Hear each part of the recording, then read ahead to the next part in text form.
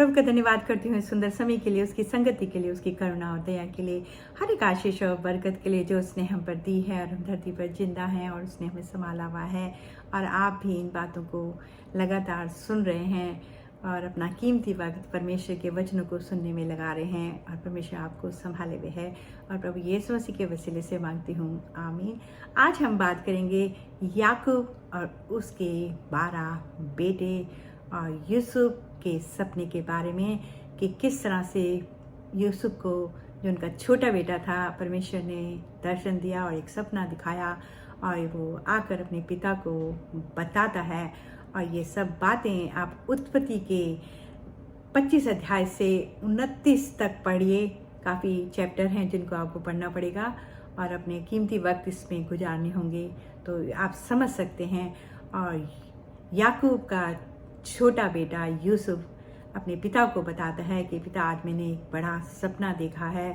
और पिता उस सपने को समझ जाते हैं और जो उसके 12 बेटे हैं वो लोग भी इस सपने को सुनते हैं और वो यूसुफ से बहुत ही जलन रखने लगते हैं। और ये सब भाई जो होते हैं जंगल में जाकर भेड़ बकरियों को चराते हैं और यही इनका काम होता है। क्योंकि उस समय जब याकूब का समय था धरती पर, तो भेड़ बकरियों को ही चराया जाता था, वही धन दौलत होती है। और यूसुफ भी वहाँ पहुँच जाता है और उसके भाई देखते हैं कि यूसुफ आ रहा है, तो वो उसको मारने का योजना बनाने लगते हैं और कहते हैं कि इसको मार कर गड्ढे में डाल दो और इसने जो कपड़ा पहन रखा है जो हमारे पिता ने बनाया है उसमें खून लगा देंगे और कह देंगे कि कोई जानवर खा गया है और इसका हमेशा के लिए नाम ख़त्म कर देगा, इसके आगे हमें नहीं झुकना पड़ेगा। लेकिन उनमें से एक भाई कहता है कि हम इसको नहीं मारेंगे, क्योंकि इसका जो पाप है हमारे सर पे हमेशा बने रहेगा और हम परमेश्वर से छुप नहीं सकते हैं। और वो उसको गड्ढे में डाल देते हैं और फिर बाद में उसको फिर उठाकर वो वहाँ से एक व्यापारी लोग जो हैं वो गुजरते हैं और उनके हाथ उनको 20 चांदी के सिक्कों में उस बच्चे को बेच दिया जाता है। और यूसुफ उस समय 17 साल के थे और वो जो फिरौन बादशाह था, जो मिस्र देश का राजा था, वहाँ पर वो बच्चा जो उसका अधिकारी होता है खाने पीने पर, उसके घर में पहुँच जाता है और उसके घर में काम करने लगता है। और ये जो बच्चा यूसुफ होता है बहुत ही सुंदर होता है और लंबा चौड़ा होता है और परमेश्वर के साथ होता है और पवित्र आत्मा सदा इसके साथ साथ चलती है और उस घर में बहुत सारी आशीष आने लगती है।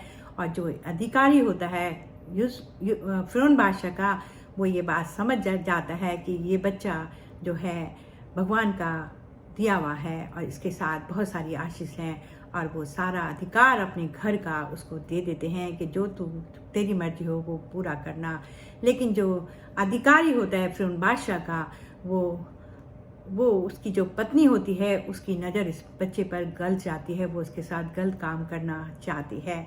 लेकिन यूसुफ जो हैं परमेश्वर को मानने वाले होते हैं, वो इस बात के लिए मना कर देते हैं कि नहीं, मैं परमेश्वर का जन हूँ और मैं कोई बुराई नहीं करूँगा और मेरे मालिक ने मुझे सब कुछ दिया है, लेकिन मैं पाप नहीं करूँगा। और उसकी पत्नी जो होती है उसकी कमीज को छीन लेती है और यूसुफ वहाँ से भाग जाते हैं।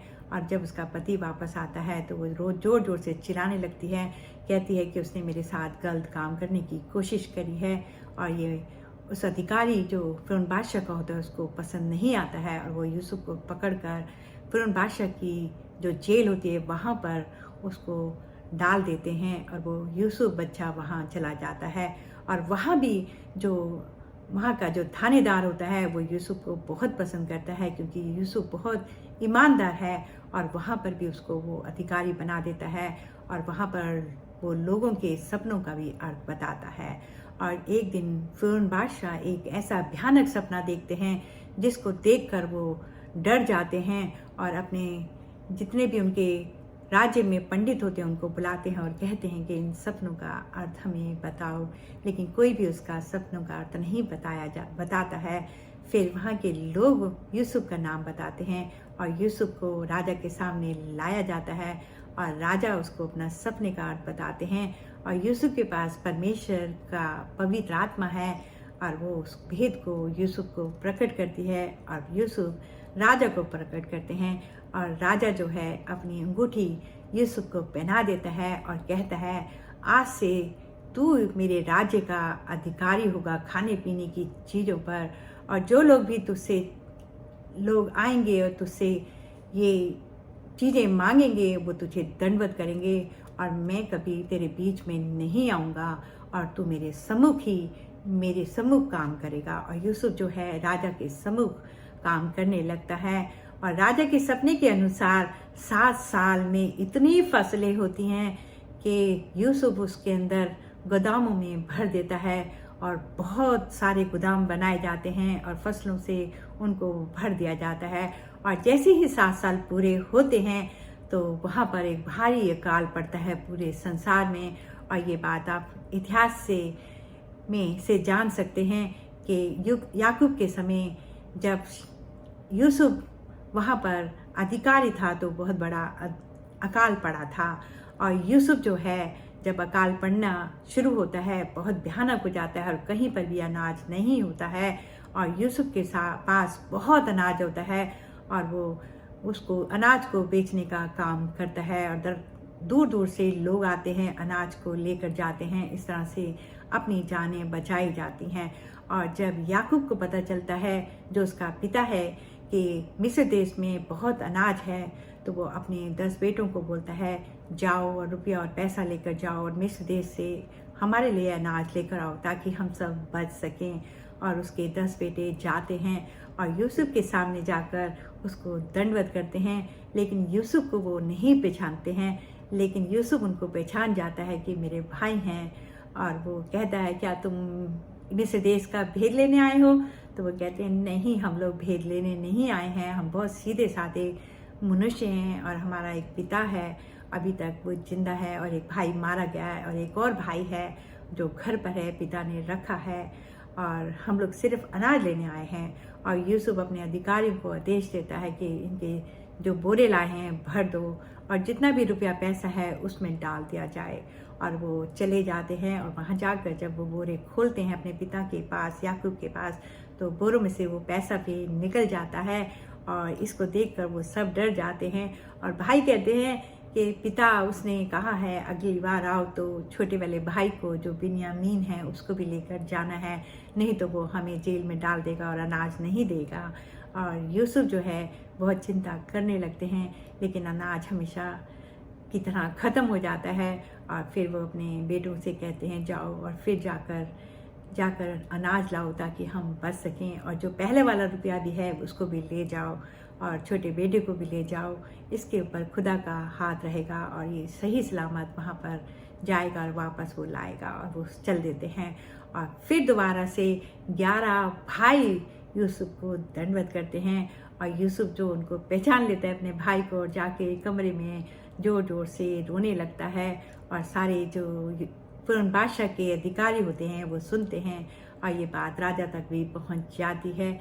और यूसुफ अपने अधिकारियों को कहता है कि मेरे भाइयों को, मेरे जो भाई हैं जो यहाँ अनाज लेने आए हैं, इनको अच्छे से अच्छा भोजन दो, अच्छे से कपड़े दो, और मैं आज इनके साथ भोजन करूँगा। और वो करता है, और एक दूसरे के गले वो लोग मिलते हैं।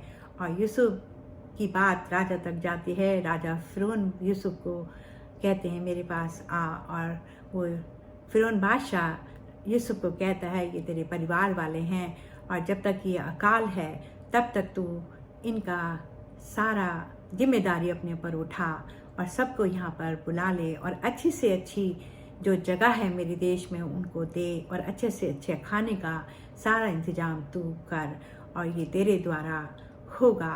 और यहाँ पर परमेश्वर यहोवा जो फिरौन बादशाह है उसके दिल को बिल्कुल मुलायम कर देते हैं, और उनके लिए वो दिल खुल जाता है, और ये सब काम परमेश्वर के द्वारा होता है। पूरा परिवार जो है परमेश्वर ही बचाते हैं, क्योंकि इब्राहिम पिता से उन्होंने वादा किया है उसको यहाँ पर पूरा किया जाता है, और वो छोटे बच्चों के कारण होता है।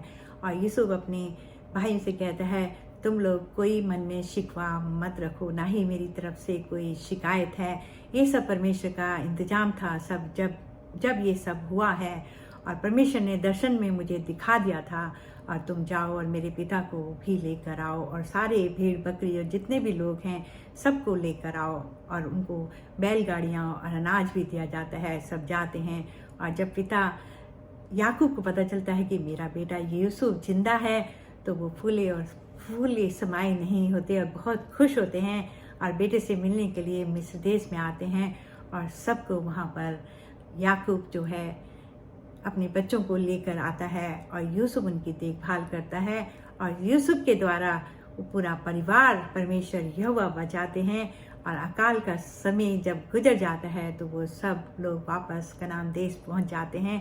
और किस तरह से परमेश्वर यहोवा काम करता है, अपने लोगों को बचाता है, और उसके लिए वो लोगों को तैयार करता है। और आज भी परमेश्वर जब इस पृथ्वी पर अपने बेटे को भेजेगा और जजमेंट का समय आएगा, तो बहुत लोगों को बचाया भी जाएगा और स्वर्ग में पहुंचाया भी जाएगा, और 7 साल तक वो लोग सब लोग स्वर्ग में विश्राम करेंगे। और 7 साल के बाद इस पृथ्वी पर दोबारा से स्वर्ग बनाया जाएगा, और परमेश्वर का बसेरा होगा, और एक जीवन का पेड़ भी होगा, जो आपने उत्पत्ति में आदम हवा को जिस बगीचे में परमेश्वर ने रखा था, वहाँ पर वो जीवन का पेड़ था।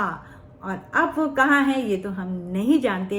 जब हम प्रकाशित वाक्य को पढ़ते हैं, उस जीवन के पेड़ के बारे में जिक्र आता है, तो वही पुराना पेड़ जो परमेश्वर ने बनाया था वहाँ पे प्रकट होता है, और वो प्रभु यीशु मसीह के सिंहासन के सामने बीचों बीच में वो पेड़ होगा, और उससे लोग जो खाएंगे हमेशा की जिंदगी पाएंगे, और अन्य जाति भी उसके पत्तियों से चंगे होंगे, और जीवन की नदी भी परमेश्वर के यहोवा के सामने और प्रभु यीशु मसीह के सामने होगी। तो अगर आप इसमें शामिल होना चाहते हैं तो आपको धर्म बदलने की कोई ज़रूरत नहीं है, ना ही नाम बदलने की ज़रूरत है। और बदलना है तो आपको पश्चाताप करना है और मन को फिराना है, और पानी का बपतिस्मा या बपतिस्मा लेने से अब कुछ नहीं होगा। अब तो सिर्फ हमें मन को बदलने की पारी है, और मन जिस दिन हमारा बदल गया और गुनाह हमसे दूर हो गया, उस दिन परमेश्वर हमारे साथ आ जाएगा और हमारे साथ के आगे आगे चलेगा। जिस तरह से इब्राहिम, इसाक, मूसा का खुदावन चलता था, हम भी उसके जैसे बन सकते हैं। लेकिन पापों का छुटकारा हमें पहले लेना होगा। और प्रभु यीशु मसीह ने भी जब भी लोगों को चंगा किया तो यही कहा कि दोबारा पाप नहीं करना। और वो सिर्फ आदेश देते थे, दुआ नहीं करते थे। कहते जब वो लंगड़े को ठीक करते थे तो कहते थे, क्या तेरा विश्वास है कि तू ठीक हो जा? वो कहता था, हाँ मेरा विश्वास है। तो वो कहते थे, खाट उठा और चल और फिर दोबारा गुनाह ना करना। और इस तरह से उन्होंने बड़े अद्भुत काम इस धरती पर किए। और आज भी वो कुदरत के पिता हैं, और प्रभु यीशु मसीह के पिता हैं, और हम सब के पिता हैं। और जब हम उनको पिता मान लेंगे तो उनके बेटे बेटियां होंगे, तो हमारे पर कोई सजा का हुक्म नहीं होगा, और वो हमें संभालेंगे। जिस तरह मुर्गी अपने बच्चों को संभालती है, उस तरह वो भी हमें खतरे में छुपा कर रखेंगे। समय बहुत बुरा चल रहा है, परमेश्वर के नज़दीक आना जरूरी है ताकि हम बच सकें। और सबके लिए प्रार्थना करिए, सबकी मदद करिए, और प्रभु यीशु मसीह के द्वारा ही हमें निजात मिल सकती है। तो प्रभु यीशु मसीह के वसीले से मांगती हूँ, आमीन।